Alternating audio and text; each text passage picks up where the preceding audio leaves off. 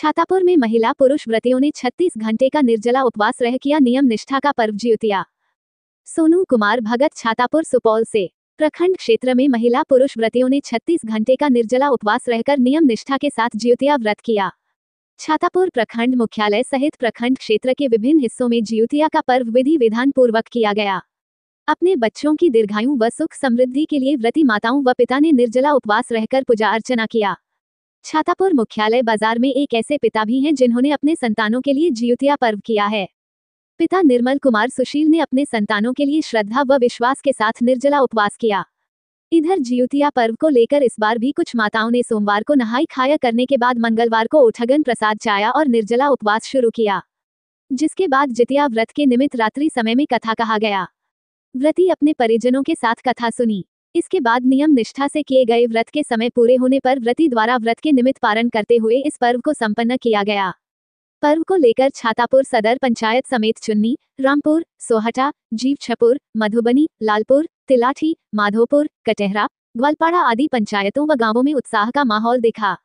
इस पूजा को लेकर छातापुर में भगवान जीमूत वाहन की प्रतिमा स्थापित कर भव्य 3 दिवसीय मेले का भी आयोजन किया गया, जहां भगवान जीमूत वाहन समेत अन्य देवी देवता समेत चिल्हों सियारन आदि की प्रतिमा का निर्माण भी करवाया है, जहां पूजा अर्चना और प्रतिमा दर्शन को भक्तों की भीड़ जुट रही है। मेला कमेटी के अध्यक्ष गिरानंद पासवान, जगदीश मंडल, शिवन सादा आदि ने बताया कि 3 दिवसीय मेला का आयोजन का समापन गुरुवार को प्रतिमा विसर्जन के साथ हो जाएगा। वहीं मेला को भव्य बनाने को लेकर 2 दिवसीय सांस्कृतिक कार्यक्रम का भी आयोजन किया गया है। पूजा को लेकर छातापुर के पुजारी गोपाल गोस्वामी और राजकिशोर गोस्वामी ने कहा कि हिंदू पंचांग के अनुसार प्रत्येक वर्ष आश्विन माह की कृष्ण पक्ष की अष्टमी को जितिया व्रत किया जाता है। इस साल ये व्रत 24 सितंबर को रखा गया। हर साल महिलाएं अपनी संतान की सुख समृद्धि और दीर्घायु होने की कामना के साथ ये व्रत रखती हैं। मान्यता है कि जितिया व्रत करने से संतान की लंबी उम्र होती है और उनके जीवन में किसी भी प्रकार की विपदा नहीं आती है। जितिया व्रत के दिन व्रत रखकर संध्या काल में अच्छी तरह से स्नान किया जाता है और पूजा की सारी वस्तुएं लेकर पूजा की जाती है। साथ ही व्रत कथा जरूर पढ़ा जाता है। व्रत कथा के बिना जितिया पूजा अधूरी मानी जाती है। इधर आचार्य धर्मेंद्रनाथ मिश्र ने कहा कि इस बार जितिया का व्रत मंगल को हुआ। इस बार अमृत योग में जितिया व्रत का शुभारंभ हुआ। इस बार जितिया व्रत का पारण 25 सितंबर दिन बुधवार को दिन के अंतिम भाग अर्थात संध्या काल 5:05 के उपरांत हुआ। ये रही जितिया व्रत कथा। जितिया व्रत कथा को लेकर कई तरह की मान्यताएं प्रचलित हैं।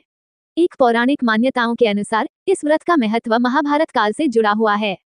कहा जाता है कि उत्तरा के गर्भ में पल रहे पांडव पुत्र की रक्षा के लिए श्री कृष्ण ने अपने सभी पुण्य कर्मों से उसे पुनर्जीवित किया था। तब से महिलाएं आश्विन माह के कृष्ण पक्ष की अष्टमी तिथि को निर्जला व्रत रखती हैं।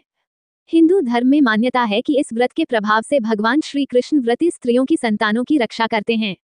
जितिया व्रत से जुड़ी दूसरी मान्यता के अनुसार गंधर्वों के एक राजकुमार थे, जिनका नाम जीमूत वाहन था। वे बड़े ही धर्मात्मा, परोपकारी और सत्यवादी थे। जीमूत वाहन को राज सिंहासन पर बिठाकर उनके पिता वन में प्रभु का स्मरण करने चले गए, लेकिन उनका मन राज कार्य में नहीं लगा। वे राजपाट की जिम्मेदारी अपने भाइयों को देकर अपने पिता की सेवा के उद्देश्य से उनके पास वन में चले गए। वन में ही उनका विवाह मलयवती नाम की कन्या से हुआ। पक्षीराज गरुड़ जीमूत वाहन के साहस, परोपकार और मदद करने की भावना से काफी प्रभावित हुए। उन्होंने जीमूत वाहन को प्राणदान दे दिया और कहा कि वे अब किसी नाग को अपना आहार नहीं बनाएंगे। इस तरह से जीमूत वाहन ने नागों की रक्षा की। तभी से संतान की सुरक्षा और सुख के लिए जीमूत वाहन की पूजा की शुरुआत हो गई।